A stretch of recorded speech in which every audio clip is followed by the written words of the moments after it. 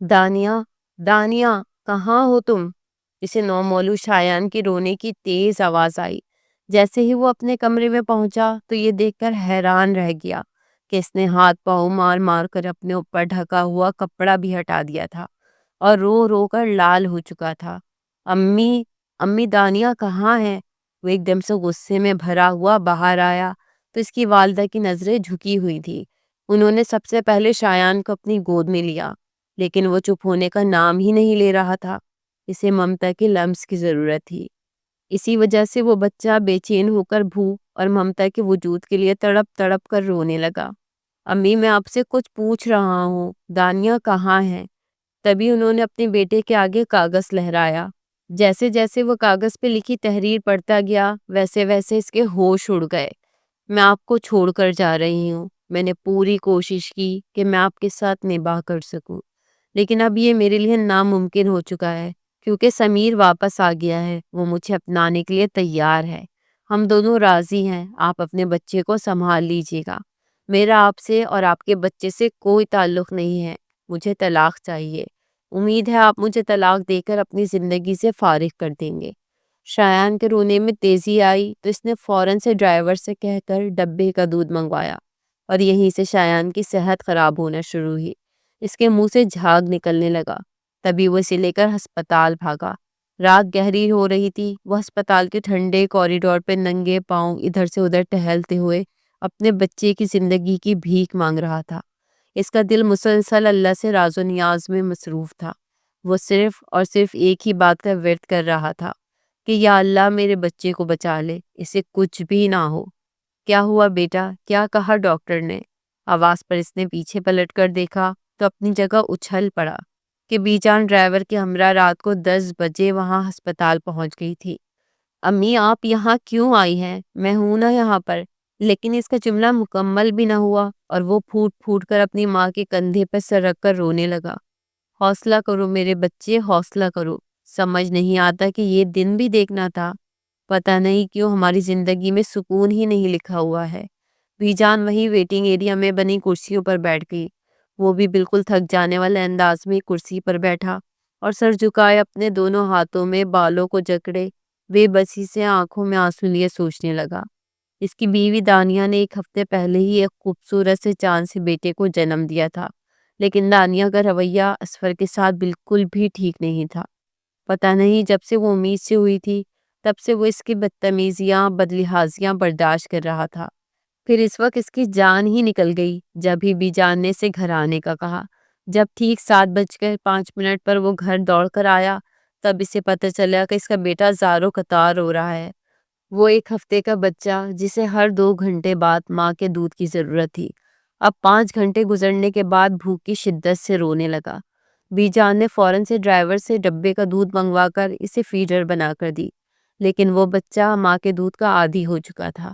اس نے انتہائی مشکل سے فیڈر سے دودھ پیا، لیکن اگلے ہی لمحے بی جان کی آنکھیں ابل پڑی جب اس نے وہ سارا کا سارا دودھ الٹی کے ذریعے نکال دیا اور اس کا پورا وجود نیلا پڑنے لگا۔ بی جان نے فوراً سے آفس سے نکلتے ہوئے اسفر کو فون کیا اور اسے صورتحال سمجھائی۔ وہ بھاگا بھاگا گھر پہنچا، بیٹے کو ایمبولینس میں ڈال کر ہسپتال لے گیا اور اب وہ ڈاکٹر کے ساتھ ایمرجنسی روم میں ٹریٹمنٹ لے رہا تھا۔ وہ 1 ہفتے کا بچہ بالکل نچڑ کر رہ گیا تھا۔ اسفر نے شیشے کے پار شایان کی حالت دیکھی اور ایک دم سے اپنی جگہ جیسے تھم سا گیا۔ اس کا سانس بار بار اکھڑ رہا تھا اور وہ بالکل نڈھال دکھائی دے رہا تھا۔ ویسے بھی وہ کمزور سا پیدا ہوا، دانیہ کو جیسے اس کی کوئی فکر ہی نہ تھی۔ اس 1 ہفتے میں بھی نہ جانے اس نے اس کا کیسے خیال رکھا اور اب وہ بالکل موت کے دہانے پر پہنچ گیا تھا۔ کم بخت لڑکی، نہ جانے کیا ہوا اسے کہ اپنے اتنے چھوٹے بیٹے کو چھوڑ کر چلی گئی۔ سمجھتی کیا ہے خود کو؟ ہم اتنی آسانی سے اسے چھوڑ دیں گے؟ جیسے ہی میرا پوتا ٹھیک ہو جائے میں اسے نہیں چھوڑوں گی۔ بی جان بھی رو پڑی تھی۔ انہیں دانیہ کی اس حرکت پہ بے تحاشا غصہ آیا اور انہوں نے اپنی بھڑاس نکالنی چاہی۔ اسفر کو بھی جیسے ہوش آ گیا۔ میں اسے نہیں چھوڑوں گا، اسے عدالت میں گھسیٹوں گا، لیکن اس وقت مجھے اپنے بیٹے شایان کی فکر ہے کہ اسے کچھ بھی نہ ہو۔ اگر اسے کچھ ہو گیا تو میں دانیہ کو خود اپنے ہاتھوں سے موت کے گھاٹ اتار دوں گا۔ اس کی آنکھوں میں بے بسی ہی بے بسی تھی۔ تبھی ڈاکٹر صاحبہ کمرے کا دروازہ کھول کر باہر نکلی اور انہوں نے اسفر کو پکارا۔ جی ڈاکٹر صاحب، وہ بے چینی سے ان کی طرف بڑھا اور ان سے پوچھنے لگا، میرا بیٹا تو ٹھیک ہے نا؟ اسے کچھ ہوا تو نہیں؟ وہ ٹھیک تو ہو جائے گا نا؟ اس کی آنکھوں میں بے چینی ہی بے چینی تھی۔ جی آپ فکر مت کریں، ہم نے ان کے کچھ ٹیسٹ لے لیے ہیں۔ آپ نے جو فیڈر سے دودھ دینے کی کوشش کی، ایک تو وہ ماں کا دودھ نہیں تھا اور دوسرا وہ انہیں ہضم نہیں ہوا، ان کے سینے میں جا کر پھنس گیا، جس سے خون کی روانی متاثر ہوئی اور ان کے دل کو خون نہ پہنچ سکا۔ ان کے پھیپھڑوں پر اثر پڑا۔ وہ بہت چھوٹے ہیں، ابھی آپ کو ان کا بہت دھیان رکھنا ہوگا۔ ان کی والدہ کہاں ہیں؟ ان کی والدہ سے کہیے کہ وہ انہیں صرف اور صرف اپنا دودھ دیں۔ اتنے چھوٹے بچے کو جب اسے عادت لگ جائے، ماں کے دودھ کی اتنی آسانی سے فیڈر پر نہیں لایا جا سکتا۔ یہی غلطی ہو گئی ہے ان سے۔ اسور کا سر جھک گیا۔ اس کے پاس اس بات کا کوئی جواب نہیں تھا۔ ڈاکٹر صاحبہ، کیا ماں کے دودھ کے علاوہ اسے ڈبے کا دودھ نہیں دیا جا سکتا؟ اسور نے نہ جانے کس منہ سے یہ سوال کیا۔ اس کا دل زور سے دھڑکا اور شرمندگی کے مارے اس کی اپنی آنکھیں جھک سی گئی، جیسے دانیہ مجرم نہ ہو، وہ خود مجرم ہو۔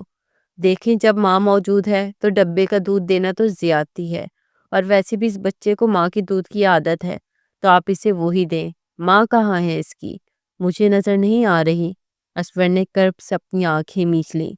اس کی ماں اس دنیا میں موجود نہیں ہے۔ یہ سن کر ڈاکٹر نے حیران سے اس کی طرف دیکھا۔ اچھا، مجھے تو یہ کسی نے نہیں بتایا۔ خیر، اب جیسے ہی ٹیسٹ ہوں گے اور ان کا رزلٹ آئے گا، تبھی ہم آپ کو کچھ مشورہ دے سکتے ہیں۔ فی الحال تو ہم انہیں ڈرپ کے ذریعے سے ہی غذائی فراہمی مکمل کر رہے ہیں، ڈاکٹر نے نرمی سے کہا اور وہاں سے واپس لوٹ گئی۔ لیکن بی جان نے یہ سب کچھ اپنی سماعتوں سے سنا تھا۔ کیا کہہ رہی ہیں؟ ماں کا دودھ بھی ضروری ہے، یہی کہہ رہی ہے نا؟ اب ڈاکٹر کو کون بتائے کہ اس کی ماں نے بے حسی کی ساری حدیں پار کر دی ہیں اور اپنے عاشق کے پیچھے اپنے چند ہفتے کے بچے کو بھی چھوڑ کر چلی گئی ہے۔ بی جان کا بس نہیں چل رہا تھا کہ وہ دانیہ کا گلا دبا دیں۔ یہ نہ شادی دانیہ کی مرضی کے خلاف ہوئی تھی، لیکن اسور نے ہر ممکن حد تک اسے خوش رکھا تھا۔ وہ اس پر وہ ازدواجی حق بھی ادا کرنے نہیں دیتی تھی۔ بس کچھ کمزور لمحوں میں وہ دونوں ایک دوسرے کے قریب آ گئے، اور پھر اس کا نتیجہ شایان کی صورت میں ملا تھا۔ اسور کو لگا تھا کہ دانیہ کا دل شایان کے پیدا ہونے سے بدل جائے گا، پر ایسا کچھ بھی نہ ہو سکا۔ وہ اپنے پرانے عاشق کو نہ بھول سکی اور اپنے اتنے پیار کرنے والے، خیال رکھنے والے اور چاہنے والے شوہر کو اور اپنے ایک ہفتے کے بچے کو چھوڑ کر اپنے عاشق کے ساتھ روانہ ہو گئی تھی۔ ساتھ ہی طلاق کا مطالبہ بھی کر دیا تھا۔ اب رات سے صبح ہو گئی تھی۔ اسور نے کچھ بھی نہ کھایا تھا۔ اس نے بی جان کو سمجھا بجھا کر گھر واپس بھیج دیا اور ڈاکٹر کی رپورٹ کا انتظار کرنے لگا۔ تبھی ڈاکٹر نے اسے اپنے کمرے میں بلایا اور ساری رپورٹ اس کے سامنے رکھی۔ آپ کے بچے کو ڈبے کے دودھ سے الرجی ہے، جس کی وجہ سے انہیں یہ سب کچھ ہوا ہے۔ میں آپ سے درخواست کرتی ہوں کہ آپ اپنے بچے کو کسی بھی طرح کر کے کسی ایسی عورت کا دودھ پلائیں جس نے ابھی ہی بچے کو جنم دیا ہو، یا پھر جس کا کوئی 6 سے 1.5 سال تک کا بچہ ہو، تاکہ وہ آسانی سے اسے دودھ پلا سکیں۔ اپنے بچے کی زندگی چاہتے ہیں تو آپ کو ایسی عورت کا انتظام کرنا پڑے گا، بھلے ہی اجرت پر رکھ لیں، لیکن اپنے بچے کی زندگی بچا لیجئے۔ وہ جیسے ہی صحت مند ہو جائے گا، پھر ڈبے کی دودھ کے بجائے اسے غذا پر ڈال دیجیے گا، لیکن اس وقت وہ بہت چھوٹا ہے۔ اسے صرف اور صرف ماں کے دودھ کی ضرورت ہے۔ امید ہے کہ آپ سمجھ رہے ہوں گے۔ ڈاکٹر کی بات سن کر اسفر کا دماغ ہی گھوم گیا۔ وہ جیسے ہی ڈاکٹر کے کمرے سے باہر آیا تو بی جان نے حیرت سے اس کی طرف دیکھا۔ اب ہم کیا کریں گے؟ گویا بی جان نے وہاں کھڑے ہو کر ڈاکٹر کی ساری بات سن لی تھی اور اب پریشانی سے اس کا چہرہ دیکھنے لگی۔ مجھے نہیں پتا اماں، وہیں کرسی پہ بیٹھ کر اپنے بالوں کو مٹھیوں میں جکڑنے لگا۔ تبھی اس کی امی آگے آئی۔ میں جانتی ہوں ایک ایسی لڑکی کو جس کے ہاں چند دن پہلے ہی بچے کی ولادت ہوئی ہے۔ تم چاہو تو میں اسے یہاں لے کر آؤں، اپنے بچے کے ساتھ ساتھ اسے بھی پال لے گی۔ اس نے بی جان کے سامنے ہاتھ جوڑ دیے تھے۔ امی کچھ انتظام کریں ورنہ میرا بیٹا مر جائے گا۔ یہ سن کر بی جان نے اس کے منہ پر ہاتھ رکھ دیا اور فوراً سے ڈرائیور کی طرف دیکھنے لگی۔ مجھے سریا کے گھر لے چلو، جلدی کرو۔ ڈرائیور نے ان کی بات سنی تو فوراً سے گاڑی سریا خالہ کے گھر کی طرف موڑ دی۔ سریا، آج میں تمہارے پاس ایک بہت اہم درخواست لے کر آئی ہوں۔ اسفر کا بیٹا بہت بیمار ہو گیا ہے، ڈاکٹر نے ماں کے دودھ کا کہا ہے۔ یہ سن کر سریا خالہ کی بیٹی مرجان، جو منہ پر دوپٹہ ڈالی لیٹی تھی، ایک دم سے سیدھی ہو بیٹھی۔ کیا مطلب ہے آپ کا بی جان؟ سریا خالہ نے ان کے جوڑے ہوئے ہاتھوں کو کھول کر محبت سے پوچھا۔ تو بی جان نے ان کی طرف دیکھا۔ میں نے سنا ہے ڈرائیور سے کہ مرجان کے ہاں بچے کی پیدائش ہوئی ہے۔ یہ سن کر جہاں مرجان کے چہرے کا رنگ فخ ہوا، وہیں اس کی والدہ سریا خالہ نے بھی حیرانی سے ان کی طرف دیکھا۔ ہاں پیدا ہوا تھا، لیکن اسے تو 1 ہفتہ ہو گیا، وہ فوت ہو گیا ہے۔ یہ سن کر بی جان کو بہت افسوس ہوا۔ اللہ پاک، مجھے تو اس بات کے بارے میں کچھ علم ہی نہیں تھا۔ بہت افسوس ہوا، لیکن اب تمہاری مرجان سے میرے پوتے کو زندگی مل سکتی ہے۔ اسے کہو کہ وہ میرے بچے کو اپنی چھاتی سے لگا لے تو میرا بچہ بچ جائے گا۔ میرا پوتا، میری زندگی، اس کی ماں اسے چھوڑ کر چلی گئی ہے۔ اسے اس پر اتنا بھی رحم نہیں آیا۔ اسے ڈبے کے دودھ سے سخت الرجی ہو گئی ہے۔ ڈاکٹر نے ماں کے دودھ کا کہا ہے۔ مرجان بیٹا، میں تمہارے سامنے ہاتھ جوڑتی ہوں، میرا مان رکھ لو۔ وہ رو پڑی تھی۔ مرجان نے اپنی ماں کی طرف دیکھا۔ وہ بالکل مرجھائی ہوئی دکھائی دینے لگی۔ نہیں بی جان، آپ ایسا مت کریں۔ ہم وہ وقت نہیں بھولے جب ہم گاؤں سے کسی لٹے پٹے قافلے کی طرح یہاں شہر میں آئے تھے، تو آپ نے ہی ہمیں اپنے گھر میں پناہ دی۔ کئی سال تک آپ نے ہمیں کھلایا پلایا، اور جب وقت ہے کہ آپ کا احسان اتارا جائے تو ہم کیسے پیچھے رہ سکتے ہیں؟ چلو مرجان، کہاں جانا ہے بی جان، آپ ہمیں بتائیں۔ بی جان، مرجان نے حیرت سے اپنی ماں کی طرف دیکھا تھا اور ان کے کان میں سرگوشی کی۔ امی، میں یہ نہیں کر سکتی، یہ بہت مشکل ہے۔ وہ رو پڑی تھی۔ سریا خالہ نے اسے تسلی دی اور اس کی ایک بھی سنے بغیر بی جان کے ہمراہ اسپتال چلی گئی۔ مرجان نے اپنے آپ کو بہت بڑی چادر میں ڈھانپ رکھا تھا۔ تبھی نرس سے اس کی گود میں ننھا سا 1 ہفتے کا شایان ڈالا تو اس کی ممتا کو جیسے قرار سا مل گیا۔ اس نے فوراً سے شایان کو اپنے سینے میں بھر لیا اور اسے اپنا دودھ پلانے لگی۔ شایان بھی شاید اس کے اندر ماں کی ممتا ڈھونڈ رہا تھا۔ اس کی گود میں آتے ہی ایک دم سے جیسے چپ سا ہو گیا۔ ماں کے لمس کی خوشبو ملتے ہی اس کے سینے سے جا لگا اور اس کی رگوں میں سکون اتر گیا۔ نرس یہ دیکھ کر مسکرائی تھی اور مرجان سے کہا، اس بچے نے آپ پہ اپنی ماں کو تلاش کر لیا ہے، تبھی یہ پرسکون ہو گیا ہے۔ ننھے شایان نے اپنی ننھی ننھی انگلیوں سے اس کی چادر تھام لی تھی اور اسے ایسے چپک گیا تھا جیسے کبھی دور ہونا ہی نہ چاہتا ہو۔ شایان اس کا دودھ پینے لگا تو مرجان کی ممتا کو بھی قرار آیا اور اس نے اسے اپنی گود میں اٹھا کر دودھ پلایا تھا۔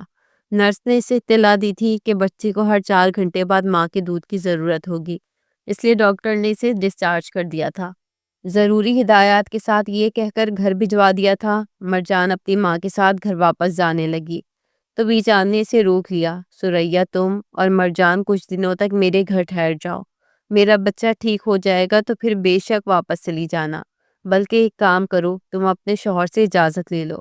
اجازت بھی تو ضروری ہے نا، یہ تو مجھے یاد ہی نہیں رہا۔ بی جان اپنی دھن میں بولے جا رہی تھی جب مرجان کی آنکھوں میں آنسو آ گئے تھے اور اس نے اپنی ماں کی طرف دیکھا تھا۔ کیا بتاؤں اب آپ کو بی جان، میری بیٹی کو تو اس کے جاہل گوار شوہر نے طلاق دے دی ہے۔ جب میری بیٹی امید سے تھی اور اس کا 6واں مہینہ چل رہا تھا، تبھی اس شخص نے اسے چھوڑ دیا۔ ہم دونوں نے بڑی مشکل زندگی گزاری، اسی بچے کا سہارا تھا، لیکن اللہ نے وہ سہارا بھی لے لیا۔ ضرور اس کی کوئی مصلحت ہوگی۔ یہ کہہ کر سریا خالہ رونے لگی تو بی جان کو بہت افسوس ہوا۔ کوئی بات نہیں، اللہ بہترین کارساز ہے۔ تم لوگ میرے گھر چلو، وہاں کچھ دن رہو، پھر سوچوں گی کہ اپنے پوتے کے لیے کیا کرنا ہے اور تم لوگوں کے لیے کیا کچھ کر سکتی ہوں۔ بی جان ایک انتہائی نرم دل عورت تھی۔ انہوں نے مرجان کا ہاتھ تھاما تھا جو بے حد کمزور تھی اور اس وقت گہرے صدمے سے گزری تھی۔ اس نے نہ صرف اپنے شوہر کو کھو دیا تھا بلکہ اپنے بچے کو بھی اللہ کے سپرد کر دیا تھا، اور اب وہ بالکل اکیلی تھی۔ بی جان نے انہیں سرونٹ کوارٹر میں ٹھہرا دیا تھا۔ سریا خالہ وہیں اس کے ساتھ موجود تھی۔ اسفر اپنے کمرے میں ٹھہرا ہوا تھا جبکہ بی جان نے مرجان کا لحاظ کر کے شایان کو اپنے پاس سلانا شروع کر دیا تھا۔ رات کو جب شایان رونا شروع کر دیتا تو وہ فوراً سے مرجان کو فون کر دیتی اور وہ سرونٹ کوارٹر سے جلدی سے اٹھ کر ان کے کمرے میں آ کر اسے فیڈ کرواتی۔ 3 دن اسی طرح گزر گئے تھے۔ مرجان کی نیند بے حد ڈسٹرب ہو گئی تھی۔ اسفر دانیہ کو طلاق دینے کی ضروری کارروائیوں میں مصروف تھا۔ اس نے بی جان کو یہ کہہ رکھا تھا کہ وہ عورت جو بھی ہے اسے اس کی اجرت دے دیجیے گا، لیکن بی جان کا ذہن تو کسی اور ہی سمت میں سوچ رہا تھا۔ وہ 3 دن سے مرجان کی آنکھوں کے نیچے گہرے حلقے اچھی طرح جانچ رہی تھی، اور جس طرح وہ دوڑ دوڑ کر رات کو 5-6 بار ان کے کمرے میں آتی، انہیں بے حد دکھ ہوا تھا۔ ایک طرف ان کا بیٹا ٹوٹ سا گیا تھا، وہ دانیہ سے بے حد محبت کرتا تھا، لیکن دانیہ نے اس کے ساتھ بے وفائی کی اور اپنی پچھلی محبت کو نہ بھول سکی، یہاں تک کہ اپنے بچے کو بھی چھوڑ کر اس کے پاس واپس لوٹ گئی۔ اسفر جب تمام قانونی کارروائیوں سے فارغ ہوا تو اس نے دانیہ کو طلاق دی دی۔ تب وہ دوبارہ سے شایان کی طرف متوجہ ہوا۔ 3 دنوں میں وہ کافی بہتر دکھائی دینے لگا تھا۔ ماں کے دودھ کا اثر تھا جس کی رگوں میں اتر رہا تھا اور وہ صحت کی طرف بڑھنے لگا تھا۔ ماشاءاللہ میرا بیٹا تو بہت صحت مند لگ رہا ہے۔ اسفر نے شایان کو اپنی گود میں بھر لیا اور اسے ٹہلانے لگا۔ وہ خوش تھا لیکن اس کے دل کے کئی ٹکڑے ہو چکے تھے۔ یہ بات بی جان اچھی طرح جانتی تھی۔ تبھی ایک دم سے اس کی گود میں شایان رونے لگا تو اس نے فوراً سے شایان کو بی جان کی گود میں ڈال دیا۔ بی جان بھی اسے چپ کرانے میں ہلکان ہو رہی تھی۔ سریا خالہ اور مرجان کچن میں کچھ کھانا بنا رہی تھی۔ بی جان نے ایک بار پھر سے انہیں اپنے بنگلے میں کام پر رکھ لیا تھا۔ 2 سال پہلے ہی وہ لوگ مرجان کی شادی کا کہہ کر گاؤں لوٹ گئے تھے اور پھر بی جان کو ان کی کوئی خیر خبر موصول نہیں ہوئی تھی۔ اب کی بار ڈرائیور نے انہیں چند ہفتے پہلے ہی بتایا تھا کہ مرجان اور سریا خالہ واپس شہر آ گئی ہیں اور فلاں کالونی میں رہتی ہیں۔ اس نے انہیں یہ بھی بتایا تھا کہ مرجان کے ہاں بیٹے کی پیدائش ہوئی ہے۔ تبھی بی جان کے ذہن میں مرجان کا خیال آیا تھا اور آج ان کا بیٹا صحت مند زندگی کی طرف گامزن تھا۔ بیٹا کب تک اس طرح مجھ بوڑھی پر بوجھ ڈالتے رہو گے؟ مانا کہ میں شایان سے بے حد محبت کرتی ہوں، لیکن تمہیں بھی اب شادی کے متعلق سوچنا چاہیے۔ 3 دن میں میری بس ہو گئی ہے اور مرجان اسے دودھ پلا کر گھر کے کاموں میں مصروف ہو جاتی ہے۔ وہ بھی بچی ہے، کم عمر، شایان کو ماں کی ضرورت ہے۔ تمہارا کیا خیال ہے؟ یہ سن کر اسفر نے بے بسی سے بی جان کی طرف دیکھا۔ مجھے عورت ذات سے بھروسہ ہی اٹھ گیا ہے بی جان۔ میں کبھی کسی عورت کو اب دوبارہ اپنی زندگی میں داخل ہونے کی اجازت نہیں دوں گا۔ جس دانیہ پر میں نے اپنی زندگی وار دی، اس نے مجھے دھوکہ دیا۔ اب مجھے دوسری عورتوں سے بھی کوئی لینا دینا نہیں ہے اور نہ ہی اب میں دوسری شادی کا سوچ سکتا ہوں۔ تبھی بی جان نے نفی میں سر ہلایا۔ بھلا تمہیں ضرورت نہیں ہوگی، لیکن شایان کو ضرورت ہے اور ہمیشہ رہے گی۔ وہ بن ماں کے نہیں پل سکتا۔ میرے ذہن میں خیال آیا ہے جس سے تم باپ بیٹے کی زندگی آسان ہو جائے گی اور میں بھی سکون میں آ جاؤں گی۔ تم مرجان سے شادی کر لو۔ یہ سن کر وہ حیرت سے اچھل پڑا۔ مرجان؟ کون مرجان؟ تبھی بی جان کی گود میں موجود شایان بھوک سے مچلنے لگا۔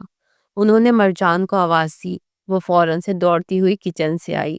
اس نے خود کو چادر میں لپٹا ہوا تھا۔ اس نے شایان کو اپنی گود میں لیا اور وہاں سے چلی گئی۔ یہ مرجان ہے۔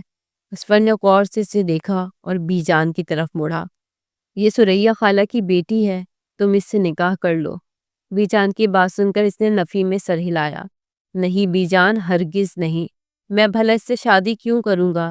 جو بھی ہے سریا خالہ اس گھر کی ملازمت تھی اور میں ایک ملازمہ کی بیٹی سے شادی نہیں کر سکتا۔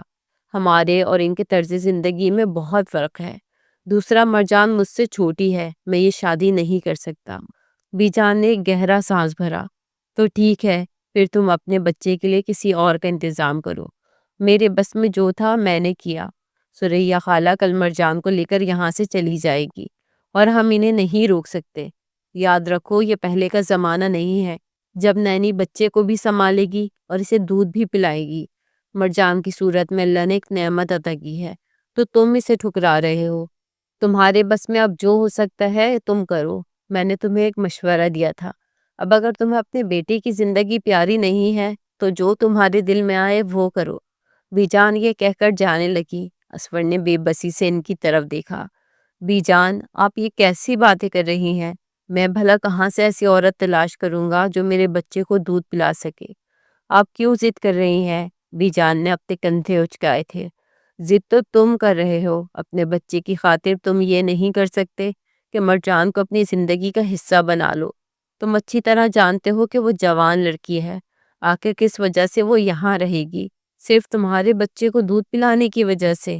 تو اس کی اپنی بھی زندگی ہے، وہ کبھی نہ کبھی واپس لوٹ جائے گی۔ لیکن تم ڈاکٹر کی بات مت بھولنا، 1.5 سال تک تمہارے بچے کو ماں کے دودھ کی ضرورت ہے اور وہ صرف اور صرف مرجان سے ہی ہمیں حاصل ہو سکتا ہے۔ مرجان یہاں سے چلی گئی تو تمہارے بیٹے کی زندگی کو خطرہ ہوگا۔ اب تم سوچ لو کہ تمہیں کیا کرنا ہے۔ یا عورتوں سے نفرت میں اپنی زندگی گزار دو گے اور مرجان کو بھی جانے دو، یا پھر اپنے بیٹے کی زندگی کا سوچو اور مرجان کو اپنی زندگی کا حصہ بنا لو؟ میں یہ تو نہیں کہہ رہی کہ تم اسے بیوی کا درجہ دو، لیکن یہ ضرور کہہ رہی ہوں کہ اسے اپنے بیٹے کی ماں بنا لو، کیونکہ میں نے خود دیکھا ہے کہ وہ نہ صرف اسے اپنا دودھ پلاتی ہے بلکہ جب فارغ ہوتی ہے تو اسے لے کر کھیلتی بھی ہے، اسے سنبھالتی بھی ہے، اور ایسی لڑکی ہمیں کہیں نہیں ملے گی۔ میں یہاں خود غرض ہی سہی، لیکن یہ لوگ ہمارے احسانات تلے دبے ہوئے ہیں، کبھی ہم سے کچھ غلط کرنے کا نہیں سوچ سکتے۔ بیجان نے اندھیرے میں تیر چلایا تھا اور پھر وہ تیر سیدھا اس کے دل میں لگا تھا۔ اس نے سر جھکا دیا تھا۔ ٹھیک ہے، اپنے بیٹے کے لیے ہی صحیح، لیکن یاد رکھیے گا، صرف اور صرف اپنے بیٹے کے لیے میں یہ کام کر رہا ہوں، ورنہ نہ تو اب میرا دوبارہ شادی کرنے کا کوئی ارادہ ہے اور نہ میں کبھی کسی اور عورت کو اپنی زندگی میں جگہ دوں گا کہ وہ ایک بار پھر سے مجھے توڑ کر چلی جائے۔ یہ یاد رکھیے گا۔ یہ سن کر بیجان کے چہرے پہ مسکراہٹ بکھر گئی تھی۔ اب مرجان اور اس کی والدہ کو منانا ان کا کام تھا، اور یہ کام وہ بخوبی کر سکتی تھی۔ مرجان نے یہ بات سنی تو وہ اچھل ہی پڑی تھی۔ امی، مجھے یہ شادی نہیں کرنی ہے، میں شایان کو ویسے ہی سنبھال لوں گی۔ تبھی سریا خالہ آگے آئیں اور انہوں نے اسے کندھے سے تھام کر جھنجھوڑا۔ کس حیثیت میں؟ بتاؤ، کس حیثیت میں تم بار بار وہاں اس گھر میں جا کر شایان کو تھامو گی، اسے دودھ پلاؤ گی؟ کبھی نہ کبھی تو تمہیں لوٹنا ہی ہے نا، تو پھر ایک رشتے سے ہی کیوں نہ وہاں تم اپنی جگہ بنا لو۔ جو کچھ تمہارے شوہر نے تمہارے ساتھ کیا، اس کے بعد تم ساری زندگی میری دہلیز پر بیٹھی رہ جاؤ گی۔ یہ اچھا موقع ہے شایان کے ساتھ ساتھ آہستہ آہستہ اسفر کے دل میں جگہ بنا لینا۔ جب وہ لوگ خود نکاح کا کہہ رہے ہیں تو تمہیں کیا مسئلہ ہے؟ مرجان اور بھی بہت کچھ کہنا چاہتی تھی، لیکن سریا خالہ نے ہاتھ اٹھا کر اسے روک دیا۔ وہ بہت خوبصورت تھی، کم عمر تھی، لیکن اس کی آنکھوں میں اداسی کے گہرے ڈیرے جمے ہوئے تھے۔ اور پھر بیجان اور سریا خالہ کی کوششوں سے ٹھیک ایک ہفتے بعد ان دونوں کا نکاح ہو گیا۔ نکاح والے دن اس نے اپنی گود میں شایان کو اٹھایا ہوا تھا۔ اسفر کے کمرے میں آنے سے پہلے وہ اسے فیڈ کروا رہی تھی۔ شایان اب بالکل پرسکون ہو کر سو گیا تو اس نے اسے پالنے میں سلایا، اور جیسے ہی پیچھے پلٹ کر دیکھا تو اسفر سینے پہ بازو لپیٹے اسے اس طرح اپنے بیٹے کا خیال رکھے دیکھتا رہا۔ وہ آگے بڑھا تو مرجان پیچھے ہٹی، اس کی نظریں جھک گئی۔ یہ مت سمجھنا کہ میں تمہیں بیوی کے روپ میں یہاں لایا ہوں، تمہاری اوقات نہیں ہے میری بیوی بننے کی۔ میں عورتوں سے نفرت کرتا ہوں کیونکہ وہ بے وفا ہوتی ہیں، چھوڑ کر چلی جاتی ہیں۔ تم بھی ایک نہ ایک دن مجھے چھوڑ کر چلی جاؤ گی، اس لیے میں پہلے دن سے ہی تمہیں خبردار کر رہا ہوں کہ تم میری زندگی میں مداخلت کرنے کی کوشش مت کرنا، اور صرف شایان کی آیا بن کر رہنا۔ اس سے آگے بڑھنے کی کوشش کی تو مجھ سے برا کوئی نہیں ہوگا۔ یہ کہہ کر اس نے اسے اپنی اوقات میں رکھا تھا۔ مرجان کی آنکھوں میں بے پناہ آنسو آ گئے۔ ایک بار پھر سے قدرت نے اس کی جھولی میں اشفاق جیسا شخص ہی دیا تھا، جو دیکھنے میں تو اچھے گھرانے سے تعلق رکھتا تھا، لیکن اس کی زبان اشفاق سے کم نہ تھی۔ اشفاق اس کا سابقہ شوہر تھا، جس سے شادی کے بعد مار پیٹ کر کر کے اسے آدھا کر چکا تھا۔ مرجان نے تب بھی صبر کیا تھا، لیکن پھر اس سے اپنے کرتوتوں پہ پردہ ڈالنے کے لیے مرجان پہ بد کرداری کا الزام لگایا، اور اس الزام کے سبب اس نے مرجان کو دھکے دے کر نکال دیا اور طلاق بھی دے دی۔ مرجان بھرے پیٹ اپنی ماں کے ساتھ دوبارہ شہر آ گئی۔ وہاں اس نے ایک مردہ بچے کو جنم دیا۔ وہ بالکل ٹوٹ کر بکھر گئی تھی، لیکن اس نے شایان میں اپنے بیٹے کو ڈھونڈ لیا تھا۔ لیکن اب اسور کا رویہ اسے بری طرح چبھا تھا۔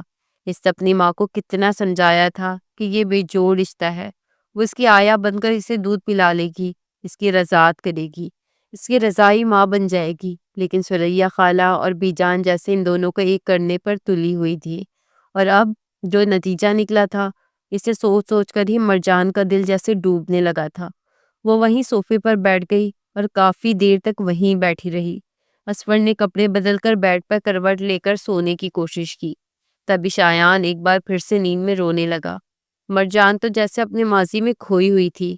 اسور نے مرجان کو اس طرح صوفے پہ بیٹھے بیٹھے مراقبے میں جاتے دیکھا تو اسے آواز دی، لیکن وہ سن نہیں رہی تھی۔ کس بات کے لیے یہاں لائی گئی ہو؟ اسی لیے نہ کہ میرے بیٹے کو سنبھالو؟ وہ رو رہا ہے، تمہارے کانوں میں آواز نہیں جا رہی؟ اسور کی چنگھاڑتی ہوئی آواز سن کر وہ ایک دم سے جیسے ماضی سے جاگی اور پھر فوراً سے آگے بڑھ کر اس نے شایان کو اٹھا کر اپنے سینے سے لگا لیا۔ وہ بھوکا تھا اور بھوک کی وجہ سے رو رہا تھا۔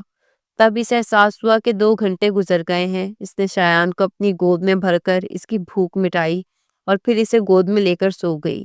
اسفر کی رات کے نہ جانے کون سے پہر آنکھ کھلی تو وہ یہ منظر دیکھ کر حیران رہ گیا۔ شایان اس کی گود میں سکون سے سویا ہوا تھا اور وہ بالکل بے سکونی کے عالم میں صوفے پر بیٹھے بیٹھے سو رہی تھی۔ تبھی اس نے آگے بڑھ کر شایان اس کی گود سے لیا۔ اسی اثنا میں مرجان کی آنکھ کھلی تو وہ ایک دم سے سیدھی ہو کر بیٹھی اور اس نے اپنے جسم پر چادر ٹھیک طرح سے اوڑھ لی۔ اسفر نے شایان کو اٹھا کر پالنے میں ڈال دیا۔ اس لڑکی پہ نہ جانے کیوں رحم سا آیا۔ اسے فیڈ کروا کر تمہیں جھولے میں ڈال دینا چاہیے تھا۔ گود میں لے کر بیٹھنے کی کیا ضرورت تھی؟ اس جیسے چوٹ بھی لگ سکتی تھی۔ اس کے اندر کا سخت مزاج انسان ابھرنے میں ذرا دیر نہ لگی تھی اور اسفر نے اسے بری طرح لتاڑ کر رکھ دیا تھا۔ یہ سنتے ہی وہ خوف کے مارے وہیں صوفے پر لیٹ گئی۔ اگلی صبح وہ اسفر کے اٹھنے سے پہلے ہی کمرے سے باہر نکل آئی اور گھر کے کام معمول کے مطابق انجام دینے لگی۔ تبھی بی جان نے اسے اپنے پاس بلایا۔ بیٹا، اب تم شایان کو دودھ پلاتی ہو تو تمہیں اپنی غذا کا خیال رکھنا چاہیے۔ ڈاکٹر نے مجھے پہلے ہی بولا تھا کہ جو بھی عورت اسے دودھ پلائے وہ اپنا خیال رکھے۔ تمہارے صحت مند ہونے سے شایان صحت مند رہے گا اور اس سے زیادہ مجھے اور کیا چاہیے۔ آج ہی تم اسفر کے ساتھ بازار جاؤ، اپنے کھانے پینے کی ہر چیز خریدو، اپنے کپڑے لو اور گھر واپس آؤ۔ ویسے بھی شادی کے بعد تم دونوں کا گھر سے باہر جانا بھی ضروری ہے۔ ابھی وہ اس سے بات کر ہی رہی تھی کہ اسفر آگے آیا اور اسے نفی میں سر ہلایا۔ کوئی ضرورت نہیں ہے، میں کسی کے ساتھ باہر نہیں جا رہا۔ آپ بھی جانتی ہیں اور یہ بھی کہ یہ شادی کن حالات میں ہوئی ہے، صرف اور صرف شایان کی وجہ سے۔ اس کا کام صرف شایان کا خیال رکھنا ہے اور اسے پالنا ہے۔ میرا نہ کوئی اس سے واسطہ ہے اور نہ اس کا مجھ سے کوئی واسطہ ہے، اس لیے اس کی ساری ذمہ داری اس کی خود کی ہے۔ اسے کہہ دیجئے کہ اسے جتنے پیسوں کی ضرورت ہے وہ مجھ سے لے لے، لیکن یاد رہے کہ شایان کی ذمہ داری میں کوئی کمی نہیں آنا چاہیے۔ اسفر نے انگلی اٹھا کر اسے 2 کوڑی کا کر دیا تھا۔ وہ رو پڑی تھی اور اٹھ کر اپنے کمرے میں چلی آئی، جہاں شایان اسے دیکھ کر اس کی باہوں میں آنے کے لیے مچلنے لگا۔ اس نے شایان کو اپنے سینے سے لگایا اور آنکھیں موند لی۔ ان کے نکاح کو 1 مہینے سے زائد عرصہ ہو چکا تھا اور وہ دونوں ایک ہی چھت تلے اجنبیوں کی طرح زندگی گزار رہے تھے۔ آج جب وہ صبح اٹھا تو مرجان اسے پریشان سی دکھائی دی۔ وہ فوراً سے اس کی طرف آئی۔ اسفر نے سوالیہ نگاہوں سے اس کی طرف دیکھا۔ کیا ہوا؟ کیا بات ہے؟ پریشان کیوں ہوں؟ شایان کو کیا ہوا ہے؟ مرجان رو پڑی تھی۔ ساری رات اسے بخار رہا ہے، میں نے ساری رات اسے پٹیاں کی ہیں، لیکن اب ڈاکٹر کے پاس جانا پڑے گا۔ یہ سن کر اسفر کا دماغ گھوم گیا۔ وہ آگے بڑھا اور اس نے اس کا بازو دبوچ لیا۔ یہ بات تم مجھے رات کو نہیں بتا سکتی تھی؟ مرجان حیرت زدہ رہ گئی۔ آپ سو رہے تھے، میں نے اس کا بخار کم کرنے کی کوشش کی تھی، لیکن کیا؟ ایک زوردار تھپڑ اس نے مرجان کے چہرے پر رسید کیا تو وہ پیچھے ہوئی۔ شایان کو اس کے ہاتھ سے لے کر اس نے فوراً سے باہر کی طرف قدم بڑھا دیے۔ مرجان وہیں بیٹھی رہ گئی۔ آخر میرا کیا قصور ہے؟ اس نے خود سے سوال کیا اور اپنے آنسو پوچھتے ہوئے وہ باہر آئی۔ بی جان نے اسے روتے ہوئے دیکھا تو اس کے پاس آئی۔ کیا ہوا بیٹا، تم رو کیوں رہی ہو؟ مرجان نے بی جان کو دیکھ کر صرف اتنا کہا کہ شایان کی طبیعت ٹھیک نہیں ہے۔ بی جان سمجھ گئی کہ اسفر نے ضرور اسے سخت باتیں سنائی ہیں، اس لیے انہوں نے اسے سینے سے لگایا۔ کوئی بات نہیں بیٹا، وہ ابھی غم سے گزرا ہے۔ دانیہ سے چھوڑ کر چلی گئی، اپنے 1 ہفتے کے بیٹے تک کا خیال نہ آیا۔ تم فکر مت کرو، اس کا دل بدلے گا، تمہارے لیے ضرور بدلے گا۔ تم ہماری محسنہ ہو، تم نہ ہوتی تو شایان کو کچھ۔ یہ سن کر مرجان نے فوراً سے ان کے ہونٹوں پر ہاتھ رکھ دیا۔ نہیں بی جان، ایسا مت کہیں، شایان میری زندگی بن چکا ہے اور اس کے لیے میں سب کچھ برداشت کر سکتی ہوں۔ بی جان یہ سن کر مسکرائی تھی اور انہوں نے اسے گلے سے لگا لیا۔ رات کو جب شایان اور مرجان سو گئے تو بی جان نے اسفر کو اشارے سے باہر بلایا۔ یہ میں کیا سن رہی ہوں؟ تم نے اسے اتنا کچھ سنا دیا؟ لیکن وہ بچی مجال ہے جو تمہاری شکایت کر رہی ہو، پر اس کی آنکھوں کے آنسوؤں نے مجھے سب کچھ بتا دیا۔ ہر کوئی دانیہ نہیں ہوتا۔ تم اسے دانیہ کی اینک اتار کر دیکھو گے تو وہ تمہیں ایک انتہائی وفا شعار عورت دکھائی دے گی۔ اگر اتنی ہی وفادار ہوتی تو اس کا شوہر اسے کیوں چھوڑتا؟ اس پر بد چلنی کا الزام کیوں لگاتا؟ یہ ساری عورتیں ایسی ہی ہوتی ہیں، پیسے کی لالچ کے پیچھے ڈوبی ہوئی ہوتی ہیں۔ دانیہ نے مجھ سے میرا وہ فلیٹ بھی لے لیا، یہ خبر میں آپ کو بتانا بھول گیا۔ اب وہ فلیٹ ہمارے پاس نہیں رہا، کیونکہ اس نے عدالت میں مقدمہ دائر کیا تھا کہ اگر میں اسے فلیٹ نہیں دوں گا تو وہ شایان کی حوالگی کا مطالبہ کرے گی۔ میں نے شایان کے لیے وہ فلیٹ بھی صدقے میں اسے دے دیا۔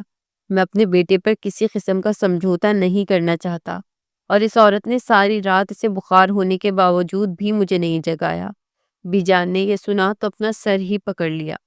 تمہیں اس لیے نہیں جگایا کہ تمہارے آرام میں خلل نہیں ڈالنا چاہتی تھی، اور تم ہو کہ اسی کو الزام دے رہے ہو؟ مجھے تم سے امید نہیں تھی، تم تو اچھے خاصے سمجھدار انسان ہو، تو پھر تم یہ سب کچھ کیوں کر رہے ہو؟ اسور نے ان کی بات سنی انسنی کرتے ہوئے ناشتہ لگانے کا کہا تھا، اور ناشتہ کر کے وہ آفس چلا گیا۔ جب وہ گھر واپس آیا تو وہ ابھی تک شایان کو گود میں لے کر اس کے ماتھے پہ پٹیاں رکھ رہی تھی۔ اس کا بخار ٹھیک ہے؟ اسور نے اس کے برابر میں بیٹھ کر شایان کا ماتھا چھوا۔ جی ٹھیک ہے، وہ تھوڑی سی پیچھے کی طرف ہوئی۔ ڈاکٹر نے کہا تھا کچھ دن لگیں گے، تمہیں اس کا پورا خیال رکھنا ہے۔ اب میں تمہاری کوئی کوتاہی برداشت نہیں کروں گا۔ یہ سن کر اس نے ہاں میں سر ہلایا تھا۔ اسور کھانا کھا کر سونے کے لیے لیٹ گیا۔ اس نے اتنا بھی نہ پوچھا کہ مرجان نے کھانا کھایا ہے یا نہیں۔ بی جان کی طبیعت بھی ٹھیک نہیں تھی، اس لیے وہ اپنے کمرے میں موجود تھی۔ رات کو جب اس کی آنکھ کھلی تو وہ شایان کو اپنی گود میں لے کر ٹہل رہی تھی۔ اس کی آنکھوں میں گہری نیند چھلک رہی تھی، لیکن اس نے انتہائی احتیاط سے شایان کو اپنے کندھے پہ سلا کر تھپکنے کی کوشش کی تھی۔ اسفر یہ دیکھ کر حیران رہ گیا، کیونکہ اس نے دانیہ کو ایک بار بھی اس طرح شایان کے لاڈ کرتے نہ دیکھا تھا۔ اس کے دل میں مرجان کے لیے قدر پیدا ہوئی، لیکن پھر دانیہ کی یاد آئی تو وہ ساری قدر دور کہیں جا کر سو گئی۔ وہ بے حس ہو کر دوبارہ کروٹ لے کر سو گیا۔ دن گزرنے لگے، شایان پہلے سے زیادہ تندرست ہو گیا تھا۔ وہ 6 مہینے کا ہو چکا تھا، لیکن وہ یہ دیکھ رہا تھا کہ مرجان دن بدن کمزور ہو رہی ہے۔ وہ اس سے پوچھنا چاہتا تھا کہ وہ کھانا ٹھیک سے کھا رہی ہے یا نہیں، لیکن ایک انا تھی جو ان دونوں کے درمیان موجود تھی، اور وہ چاہ کر بھی اس سے بے تکلف نہیں ہو سکتا تھا۔ اسی رات اسے نیند میں کسی کے کراہنے کی آواز آئی تھی۔ اس نے دیکھا تو مرجان زمین پہ بیٹھی ہولے ہولے کانپ رہی تھی۔ کیا ہوا تمہیں؟ تمہیں اتنا بھی اندازہ نہیں کہ شایان رو رہا ہے؟ اسے اٹھا لو۔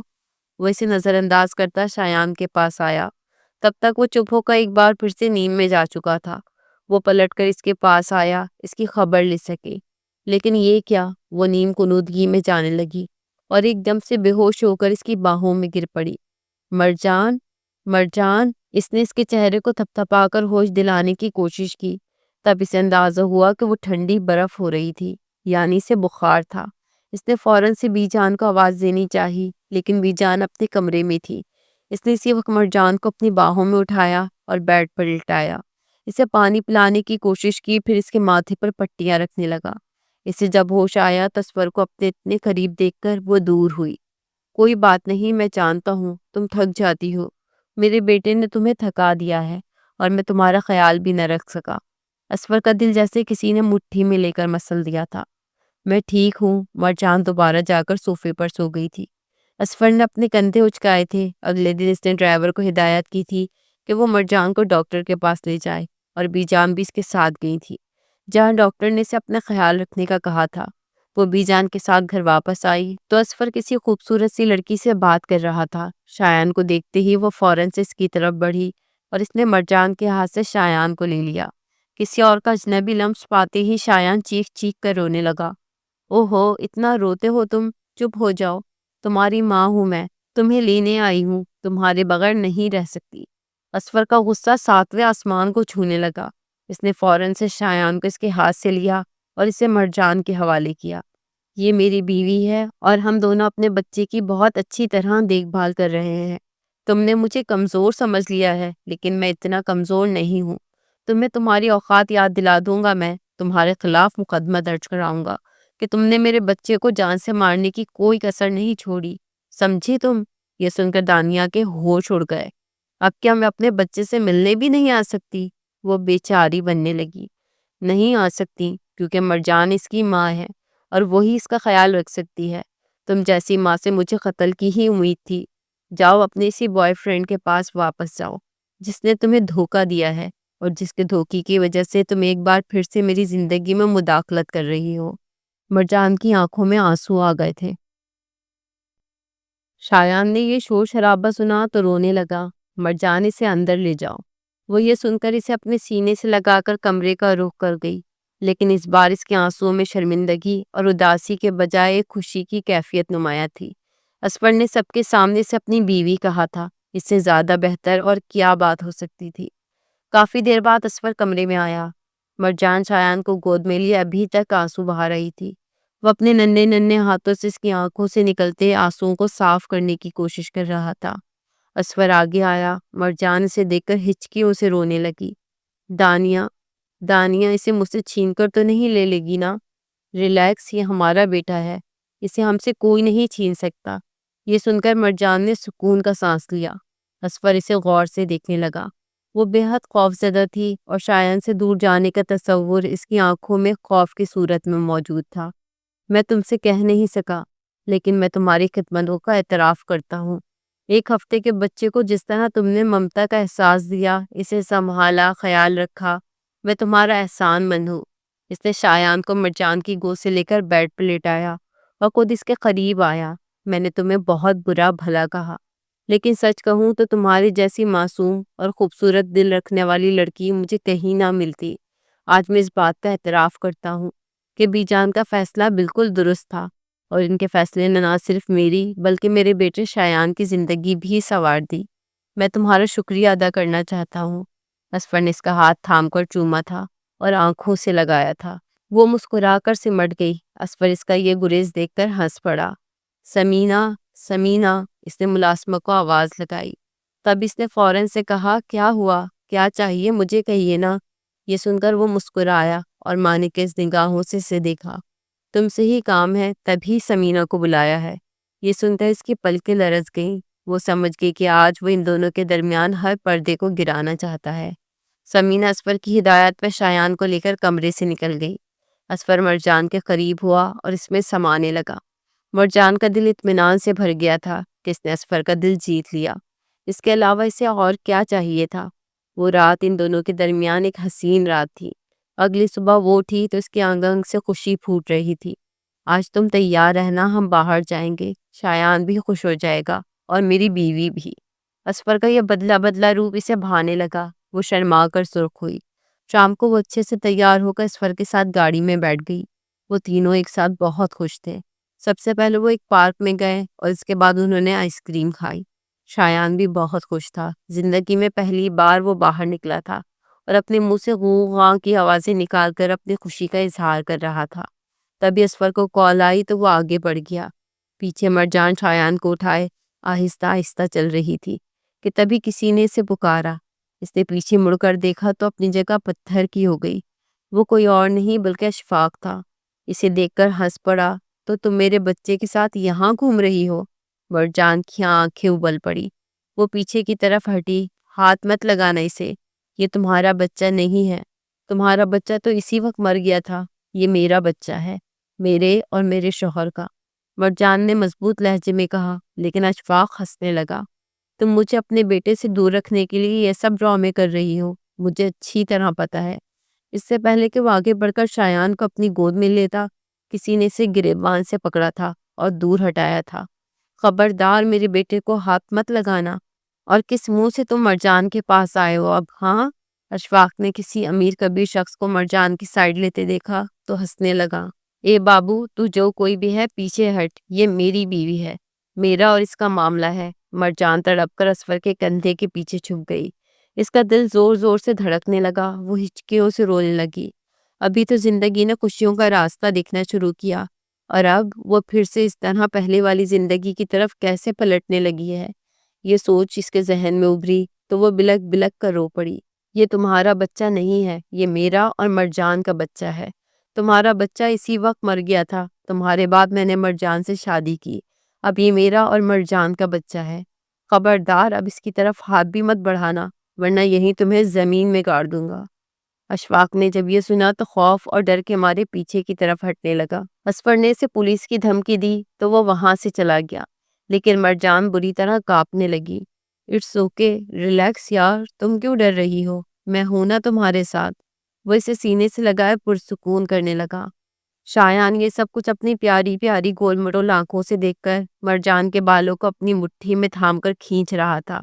اے بدماش، کیوں اپنی ماں کے بال کھینچ رہا ہے؟ ادھر آؤ۔ اس نے شایان کو اپنی گود میں اٹھایا۔ مرجان اس کے سینے میں منہ چھپائے بری طرح رو رہی تھی۔ وہ اسے لے کر گاڑی میں آیا، ٹیشو باکس سے ٹیشو نکال کر اس کی طرف بڑھایا۔ میں ہوں نا تمہارے ساتھ، تمہیں ڈرنے کی کوئی ضرورت نہیں ہے۔ میں نے وعدہ کیا ہے نا کہ ہر موقع پر تمہارے ساتھ رہوں گا۔ اگر اس نے کوئی بھی حرکت کرنے کی کوشش کی، اس سے پہلے ہی میں اسے پولیس میں رپورٹ درج کروا کر پھیٹی لگوا کر سبق دے دوں گا کہ آئندہ تمہاری طرف نہ بڑھے۔ تم میری حفاظت میں ہو، میں نے تمہاری ذمہ داری لی ہے، تمہیں اکیلا نہیں چھوڑوں گا۔ یہ سن کر مرجان کے پورے وجود میں ٹھنڈک اتر گئی تھی اور وہ مسکرائی تھی۔ اسے مسکراتا دیکھ کر آگے بڑھ کر اس کے ماتھے پہ بوسہ دے کر وہ اسے اپنی باہوں میں سمیٹ چکا تھا۔ شایان ان دونوں کو دیکھ کر رونے لگا۔ کتنا بدماش ہو گیا ہے، ماں باپ کو ایک ساتھ دیکھ کر اسے جیلسی ہونے لگ جاتی ہے۔ اسفر کی بات سن کر مرجان ہنسنے لگی تھی اور پھر شایان کو اپنے سینے سے لگا لیا تھا۔ اسفر نے اس قدر خوبصورت منظر پر دل ہی دل میں نظر اتاری تھی اور آسمان کی طرف سر اٹھا کر اپنے رب کا شکریہ ادا کیا تھا، جس نے دانیہ جیسی بے وفا عورت اس کی زندگی سے نکال کر مرجان جیسی وفا شار عورت اس کی زندگی میں لکھ دی تھی، جس نے اس کے بچے کو سنبھال کر اس کی زندگی نہ صرف آسان بنا دی تھی بلکہ اب اسے اپنی زندگی جنت نظیر لگنے لگی تھی، اور اس پر وہ اپنے رب کا جتنا بھی شکر گزار ہوتا کم تھا۔